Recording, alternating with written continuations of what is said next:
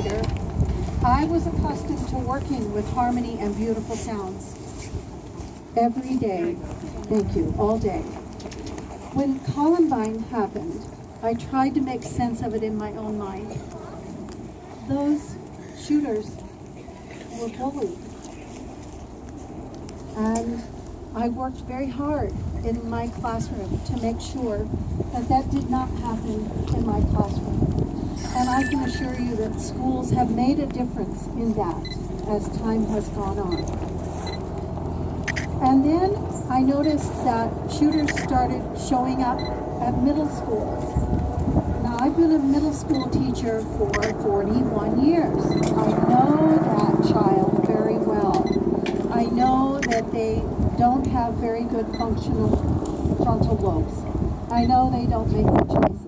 I know they're trying to figure out what to do.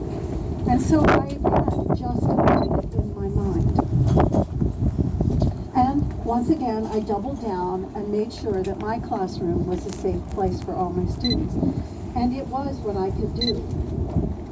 And I then moved to Las Vegas. And we have open courtyards in our schools. And I got very worried.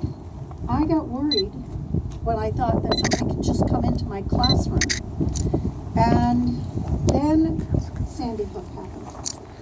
And my heart broke. Absolutely broke to pieces. And I could not understand what it was that I could do. For me, the very last straw was one day when we had a lockdown. And there I had to stop making beautiful music with my students.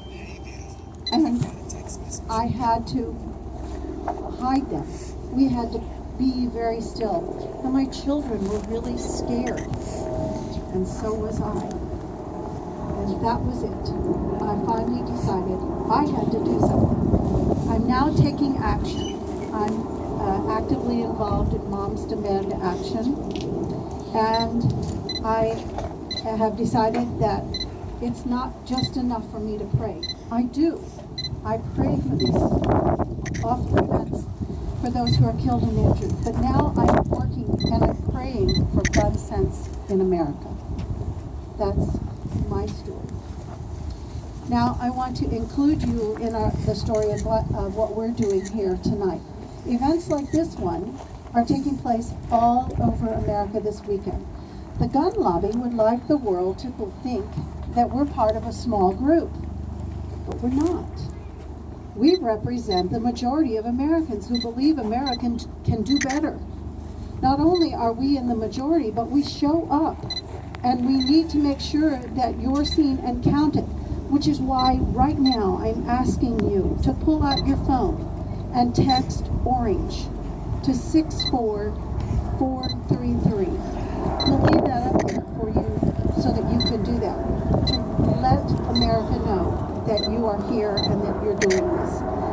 We want to make sure that every person at this event is counted so that our elected officials know that we cannot be ignored. Thank you. Please text ORANGE to 64433. Now, I'm going to talk to you about why we're here right now. Nearly 3 years ago, our country was shocked and heartbroken when gun violence ripped through the halls of an elementary school, taking the lives of 20 precious children and 6 brave educators. Since that day, and every day since, 88 Americans have been killed by gun violence, and hundreds more have been injured in homes, schools, workplaces, movie theaters, and houses of worship.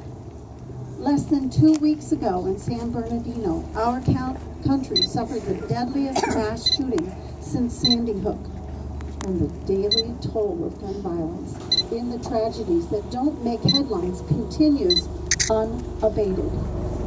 With a seemingly endless stream of tragedy, it's tempting to become disheartened and to feel hopeless. The truth is hard to swallow. America has 20 times the rate of gun violence, more than other developed nations. That's 20 times. We are better than this. But by standing here today, you are showing that we are the moms, the dads, the brothers, the sisters, the survivors, the faith leaders, and concerned citizens of America, that we will fight to take our country back. We are the majority of Americans who believe we can do better. And as we stand here today, we know that together we can end gun violence. Before we go further, I want to take a moment to recognize the survivors and anyone personally affected by gun violence who are present today. Do we have any survivors of gun violence here? There's the survivors button. Please come and get it. You want it? These courageous individuals understand the devastating toll of gun violence in our country. And I want to thank each and every one of you for joining us and channeling your pain and loss into a call for change. I too am a survivor. 25 years ago, I lost a beautiful niece to a moment of teenage despair and an available loaded shotgun. We do this work to prevent anyone else from having to feel the pain you and I have felt. And we thank you for being here today. At this time, I would like to bring a survivor, Bilal Shabazz, forward to represent all survivors here